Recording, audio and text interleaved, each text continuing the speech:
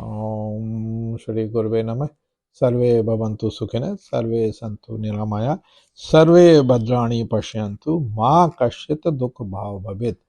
मित्रों, आप सबका अभिनंदन है। भास्करस्य यथा तेजो मकरस्थस्य वर्धते तथैव भवताम तेजो वर्धतामिति कामये। जिस प्रकार मकर राशि में प्रवेश करने के बाद दिन प्रतिदिन सूर्य देव का तेज बढ़ता जाता है, उसी प्रकार आपका तेज, यश और कीर्ति भी दिन प्रतिदिन बढ़ती रहे। उत्तरायण का सूर्य आपके स्वप्नों को नई ऊष्मा प्रदान करे, आपके यश एवं कीर्ति में उत्तरोत्तर वृद्धि हो, आप परिजनों सहित स्वस्थ रहें, दीर्घायु हो, यही कामना है। उत्तरायण होते सूर्य की कृतज्ञ वंदना का सनातन शाश्वत पर्व आप में सूर्य की सात्विक ऊर्जा का संचार करे। मकर संक्रांति सूर्य उत्तरायण देव स्वर्ग दिवस की हार्दिक शुभकामनाएं। मित्रों, जैसा आप सभी जानते हैं कि मकर संक्रांति पूरे देश में विभिन्न नामों से मनाई जाती है। उत्तर भारत की बात करें तो यहाँ पर मुख्य रूप से पंजाब में शीतकाल में संक्रांति के बाद लंबे दिन का स्वागत करने के लिए लोहड़ी जलाते हैं और यहाँ पे तरह तरह के गिद्दा नृत्य और तरह तरह के नृत्य करते हैं महिलाएं और पूरा परिवार या पूरा जन समुदाय आग लगा के जलाता है और उसके चारों तरफ नृत्य करता है। उत्तर भारत में मकर संक्रांति बहुत धूमधाम से मनाई जाती है और नदियों में इस दिन गंगा में विशेष रूप से गंगा, यमुना तो नर्मदा सभी नदियों में स्नान का विशेष महत्व है। और ये कहा जाता है कि आज ही के दिन गंगा अवतरित हुई थी और राजा सागर के पुत्रों का आज के दिन मोक्ष प्राप्त हुआ था और नदी भी आज के दिन गंगा सागर में मिली थी। राजा सागर उसको लेके आए थे, भागीरथ ने आज उसको गंगा को लेके आए थे, ऐसी मान्यता है। असम में बिहू के नाम से और बिहाग बिहू, बोहाग बिहू का पर्व के रूप में मनाया जाता है, नववर्ष के रूप में मनाया जाता है। ये त्योहार फसलों का त्योहार है और किसानों को समर्पित माना जाता है तथा इस त्योहार की शुरुआत 7 दिन तक चलता है। असम में इस दिन की फसल की कटाई, शादी ब्याह के शुभ मुहूर्त होते हैं। बिहाग बिहू के दिन गाय की पूजा की जाती है। इस दिन सुबह सुबह गायों को नदी में ले जाकर उन्हें कलई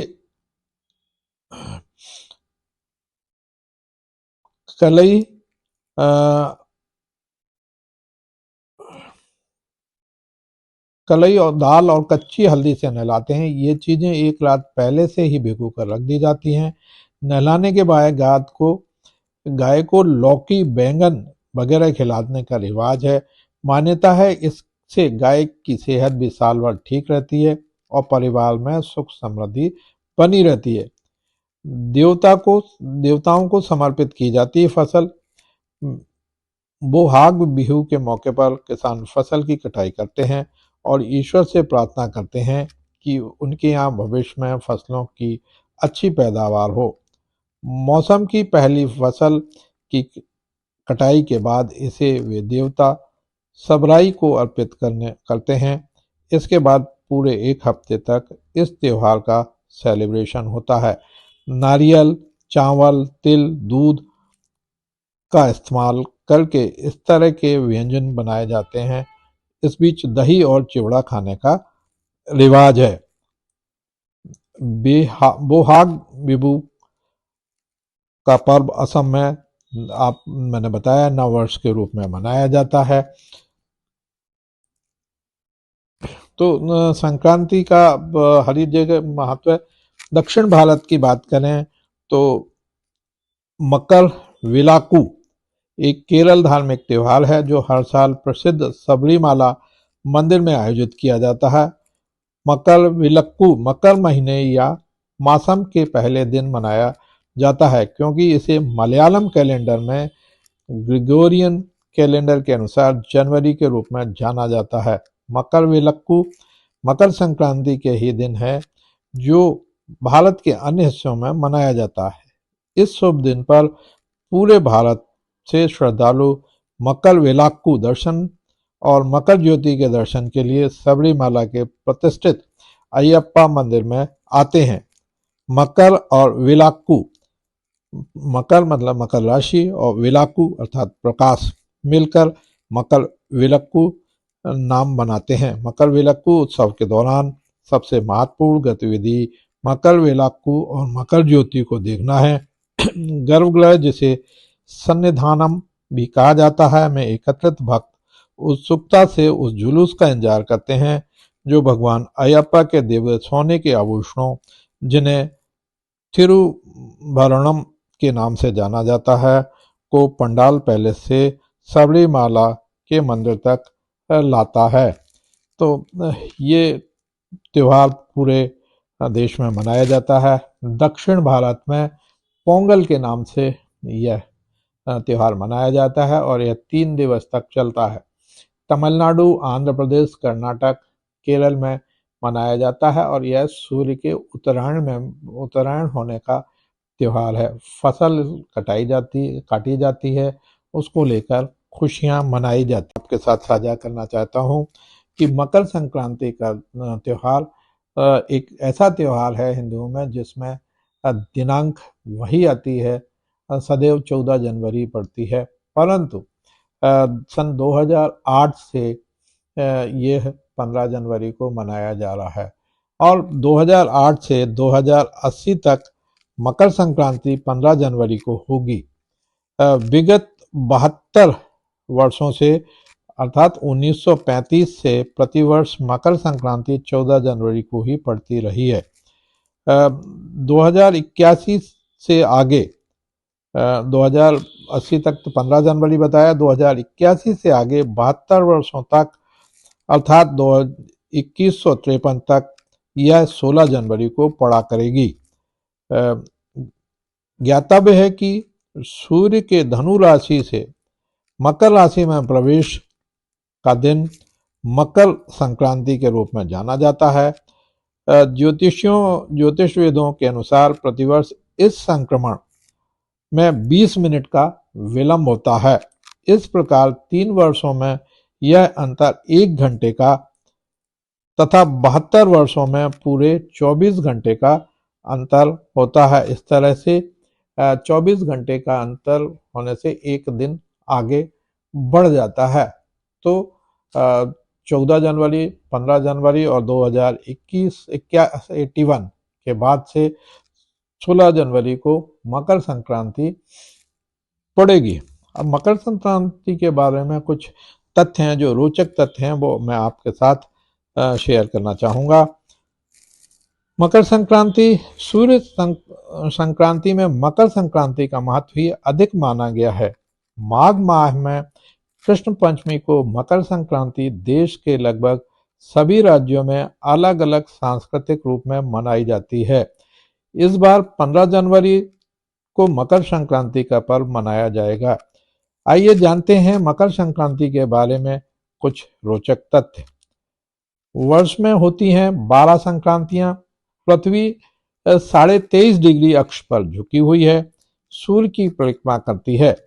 तब वर्ष में 4 स्थितियां ऐसी होती हैं जब सूर्य की सीधी किरणें 21 मार्च और 23 सितंबर को विषुवत रेखा, 21 जून को कर्क रेखा, 22 दिसंबर को मकर रेखा पर पड़ती है। वास्तव में चंद्रमा के पथ को 27 नक्षत्रों में बांटा गया है, जबकि सूर्य के पथ को 12 राशियों में बांटा गया है। भारतीय ज्योतिष में इन 4 स्थितियों को 12 संक्रांतियों में बांटा गया है, जिनमें से 4 संक्रांतियां महत्वपूर्ण हैं: मेष संक्रांति, तुला संक्रांति, कर्क संक्रांति और मकर संक्रांति। मकर संक्रांति का अर्थ है, मकर संक्रांति में मकर शब्द मकर राशि को इंगित करता है, जबकि संक्रांति का अर्थ संक्रमण अर्थात प्रवेश करना है। मकर संक्रांति के दिन सूर्य धनु राशि से मकर राशि में प्रवेश करता है। एक राशि को छोड़कर दूसरे में प्रवेश करने की इस विस्थापन क्रिया को संक्रांति कहते हैं। चूंकि सूर्य मकर राशि में प्रवेश करता है, इसलिए इस समय को मकर संक्रांति कहा जाता है। इस दिन से सूर्य होता है उत्तरायण। चंद्र के आधार पर माह के दो भाग हैं, कृष्ण और शुक्ल पक्ष। इसी तरह सूर्य के आधार पर वर्ष के दो भाग हैं, उत्तरायण और दक्षिणायन। इस दिन से सूर्य उत्तरायण हो जाता है। उत्तरायण अर्थात इस समय से धरती का उत्तरी गोलार्ध सूर्य की ओर मुड़ जाता है, तो उत्तर ही से सूर्य निकलने लगता है। इसे सौम्यायन भी कहते हैं। 6 माह सूर्य उत्तरायण रहता है और 6 माह दक्षिणायन। मकर संक्रांति से लेकर कर्क संक्रांति के बीच के 6 मास के समयांतराल को उत्तरायण कहते हैं। उत्तरायण का महत्व। भगवान श्री कृष्ण ने भी उत्तरायण का महत्व बताते हुए गीता में कहा है कि उत्तरायण के 6 मास के शुभ काल में जब सूर्य देव उत्तरायण होते हैं और पृथ्वी प्रकाशमय रहती है, तो इस प्रकाश में शरीर का परित्याग करने से व्यक्ति का पुनर्जन्म नहीं होता। ऐसे लोग ब्रह्म को प्राप्त होते हैं। यही कारण था कि भीष्म पितामह ने शरीर तब तक नहीं त्यागा था जब तक कि सूर्य उत्तरायण नहीं हो गया। देवताओं का दिन प्रारंभ। मान्यता के अनुसार मकर संक्रांति से देवताओं का दिन आरंभ होता है, जो आषाढ़ मास तक रहता है। कर्क संक्रांति से देवताओं की रात प्रारंभ होती है, अर्थात देवताओं के एक दिन और रात को मिलाकर मनुष्य का 1 वर्ष होता है। मनुष्यों का 1 माह, पितरों का 1 दिन होता है। उनका दिन शुक्ल पक्ष और रात कृष्ण पक्ष होती है। सौर वर्ष का दिन प्रारंभ। इसी दिन से उत्तरायण सौर वर्ष के दिन की शुरुआत मानी जाती है। हालांकि सौर नववर्ष सूर्य के मेष राशि में जाने से प्रारंभ होता है। सूर्य जब एक राशि से निकल राशि में प्रवेश करता है, तब दूसरा माह प्रारंभ होता है। 12 राशियां सौर मास के 12 माह हैं। दरअसल हिंदू धर्म में कैलेंडर सूर्य, चंद्र और नक्षत्र पर आधारित है। सूर्य पर आधारित को सौर वर्ष, चंद्र पर आधारित को चंद्र वर्ष और नक्षत्र पर आधारित को नक्षत्र वर्ष कहते हैं। जिस तरह चंद्र वर्ष के माह के 2 भाग होते हैं, शुक्ल पक्ष और कृष्ण पक्ष, उसी तरह सौर वर्ष के भी 2 भाग होते हैं, उत्तरायण और दक्षिणायन। सौर वर्ष का पहला मास मेष होता है, जबकि चंद्र वर्ष का पहला माह चैत्र होता है। नक्षत्र वर्ष का पहला माह चित्रा होता है। 6 बार संयुक्त संक्रांति। वर्ष में 12 संक्रांतियां होती हैं। 12 संक्रांति 7 प्रकार के 7 नामों वाली हैं, जो किसी सप्ताह के दिन या किसी विशिष्ट नक्षत्र के सम्मिलन के आधार पर उल्लिखित हैं। वे ये हैं: मंदा, मंदाकिनी, ध्वांशी, घोरा, महोदरी, राक्षसी एवं मिश्रिता। घोरा रविवार, मेष या कर्क या मकर संक्रांति को, ध्वांशी सोमवार को, महोदरी मंगल को, मंदाकिनी बुध को, मंदा बृहस्पतिवार को, मिश्रिता शुक्र को एवं राक्षसी शनि को होती है। कोई संक्रांति यथा मेष या कर्क आदि क्रम से मंदा, मंदाकिनी, ध्वांशी, घोरा, महोदरी, राक्षसी, मिश्रित कही जाती है, यदि वह क्रम से ध्रुव, मृदु, क्षिप्र, उग्र, चर, क्रूर या मिश्रित नक्षत्र से युक्त हो। यदि वह क्रम से ध्रुव, मृदु, क्षिप्र, उग्र, चर, क्रूर या मिश्रित नक्षत्र से युक्त हो। नक्षत्र युक्त संक्रांति। 27 या 28 नक्षत्र को 7 भागों में विभाजित हैं। ये क्या? ध्रुव जो स्थिर है, ध्रुव क्या क्या है? उत्तर फाल्गुनी, उत्तराषाढ़ा, उत्तरा भाद्रपद, रोहिणी, मृदु, अनुराधा, चित्रा, रेवती, मृगशीर्ष, क्षिप्र या लघु, है ना, क्षिप्र या लघु। लघु में कौन कौन से हैं? हस्त, अश्विनी, पुष्य, अभिजीत, उग्र। उग्र नक्षत्र कौन कौन से हैं? पूर्वा फाल्गुनी, पूर्वाषाढ़ा, पूर्वा भाद्रपद, भरणी, मघा। चल, चल के कौन कौन से हैं? पुनर्वसु, श्रवण, घनिष्ठा, स्वाति, सतभिषक, क्रूर या तीक्ष्ण। तीक्ष्ण है जो है मूल, ज्येष्ठा, आद्रा, अश्लेषा, मिश्रित या मृदुतीक्ष्ण या साधारण, कृतिका, विशाखा। उक्त वार या नक्षत्रों से पता चलता है कि इस बार संक्रांति कैसी होगी। गंगा जी का सागर में मिलन। मकर संक्रांति के दिन ही गंगा जी भागीरथ के पीछे पीछे चलकर कपिल मुनि के आश्रम से होती हुई सागर में जाकर मिली थी। महाराजा भागीरथ ने अपने पूर्वजों के लिए इस दिन तर्पण किया था, इसलिए मकर संक्रांति पर गंगा सागर में मेला लगता है। शनि के घर सूर्यदेव। इसी दिन सूर्य अपने पुत्र शनि के घर 1 महीने के लिए जाते हैं, क्योंकि मकर राशि का स्वामी शनि है। देखिए, शनि के घर सूर्यदेव। इसी दिन सूर्य अपने पुत्र शनि के घर 1 महीने के लिए जाते हैं, क्योंकि मकर राशि का स्वामी शनि है। देवासुर संग्राम की समाप्ति। इस दिन भगवान विष्णु ने असुरों का अंत करके युद्ध समाप्ति की घोषणा की थी। उन्होंने सभी असुरों के सिरों को मंदार पर्वत में दबा दिया था, इसलिए यह दिन बुराइयों और नकारात्मकता को खत्म करने का दिन भी माना जाता है। इस दिन फसलें लहलहाने लगती हैं।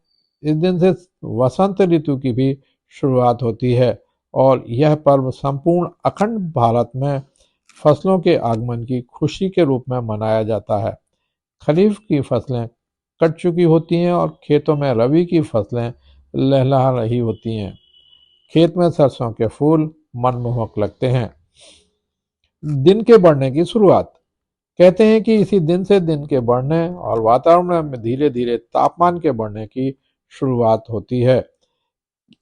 कहते हैं कि 1 तिल तापमान रोज बढ़ता है। संपूर्ण भारत का पर्व। मकर संक्रांति के इस पर्व को भारत के अलग अलग राज्यों में वहां के स्थानीय तरीकों से मनाया जाता है। दक्षिण भारत में इस त्योहार को पोंगल के रूप में मनाया जाता है। उत्तर भारत में इसे लोहड़ी, खिचड़ी पर्व, पतंगोत्सव आदि कहा जाता है।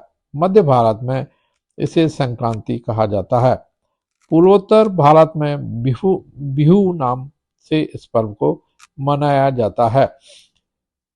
तिल, गुड़, लड्डू और पकवान। सर्दी के मौसम में वातावरण का तापमान बहुत कम होने के कारण शरीर में रोग बीमारियां जल्दी लगती हैं, इसलिए इस दिन गुड़ और तिल से बने मिष्ठान या पकवान बनाए, खाए और बांटे जाते हैं। इनमें गर्मी पैदा करने वाले तत्वों के साथ ही शरीर के लिए लाभदायक पोषक पदार्थ भी होते हैं। उत्तर भारत में इस दिन खिचड़ी का भोग लगाया जाता है। गुड़, तिल, रेवड़ी, गज्जक का प्रसाद बांटा जाता है। स्नान दान, पुण्य और पूजा। माना जाता है कि इस दिन सूर्य अपने पुत्र शनिदेव से नाराजगी त्याग कर उनके घर गए थे, इसलिए इस दिन पवित्र नदी में स्नान, दान, पूजा आदि करने से पुण्य 1000 गुना हो जाता है। इस दिन गंगा सागर में मेला भी लगता है।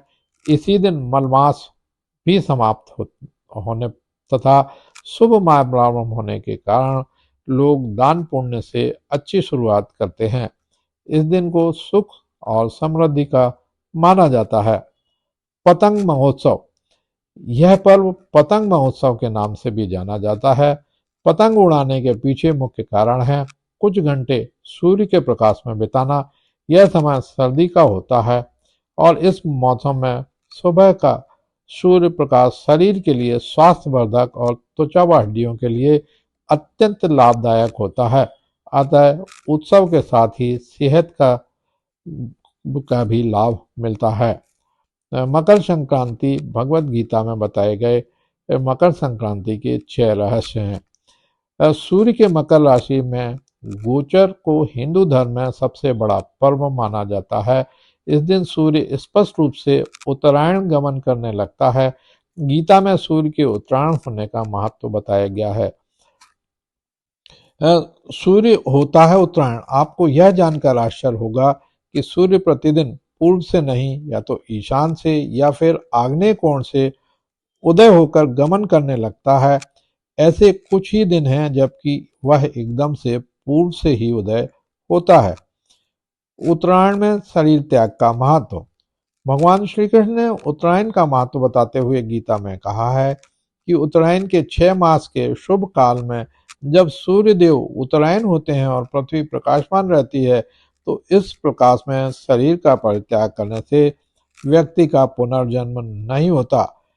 ऐसे लोग ब्रह्म को प्राप्त हैं। इसके विपरीत सूर्य के दक्षिणायन होने पर पृथ्वी अंधकारमय होती है और इस अंधकार में शरीर त्याग करने पर पुनः जन्म लेना पड़ता है। यही कारण था कि भीष्म पितामह ने शरीर तब तक नहीं त्यागा था जब तक कि सूर्य उत्तरायण नहीं हो गया। माना जाता है कि उत्तरायण में शरीर का परित्याग होने से व्यक्ति को सद्गति मिलती है। देवताओं का दिन प्रारंभ।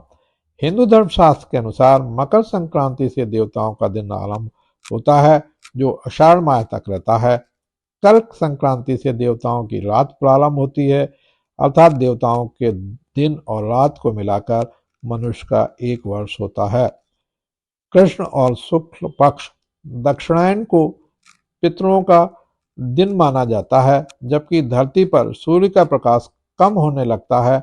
मनुष्यों का एक माह पितरों का एक दिन होता है। उनका दिन शुक्ल पक्ष और रात कृष्ण पक्ष होती है। देवयान। जगत में 2 मार्ग हैं, शुक्ल पक्ष और कृष्ण पक्ष। देवयान और पितृयान। देवयान में ज्योतिर्मय अग्नि अभिमानी देवता है, दिन का अभिमानी देवता है, शुक्ल पक्ष का अभिमानी देवता है और उत्तरायण के 6 महीनों का अभिमानी देवता है। उस मार्ग में मरकर गए हुए ब्रह्मवेत्ता योगीजन उपयुक्त देवताओं द्वारा क्रम से ले जाकर ब्रह्म को प्राप्त होते हैं। पितृयान। पितृयान में धूमाभिमानी देवता हैं, रात्रि अभिमानी देवता हैं तथा कृष्ण पक्ष का अभिमानी देवता है और दक्षिणयान के 6 महीनों का अभिमानी देवता है। उस मार्ग से मरकर गया हुआ सकाम कर्म करने वाला योगी उपयुक्त देवताओं द्वारा क्रम से ले गया हुआ चंद्रमा की ज्योति को प्राप्त होकर स्वर्ग में अपने शुभ कर्मों का फल भोगकर वापस आता है। लेकिन जिनके शुभ कर्म नहीं है, वे उक्त दोनों मार्गों में गमन नहीं करते, अधो योनि में गिर जाते हैं। तो मित्रों, ये काफ़ी रोचक जानकारी है मकर संक्रांति के बारे में, जो मैं आपसे साझा किया। इसको आप अधिक से अधिक शेयर करें ताकि ये सभी के पास पहुंच सके। जय हिंद, जय भारत।